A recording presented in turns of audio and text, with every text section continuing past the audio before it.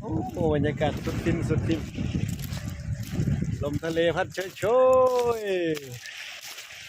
อ่ะยังออกกำลังกายอยู่หาดแหลมฉบังเขาแหลมฉบังภูเขาอ่ะบรรยากาศฟินๆเลยลมทะเลแผ่วๆแผ่วๆยังเมื่อเช้าก็เห็นเป็นแสงแบบนี้เนาะยังเมื่อแรงก็เห็นเป็นแสงลักษณะเดียวกันยังเมื่อเช้าแสงสีทองตอนตะเวนกำลังขึ้นตอนนี้ตะเวนกำลังตกเชื่อว่าตกมาแล้วตอนนี้ก็ได้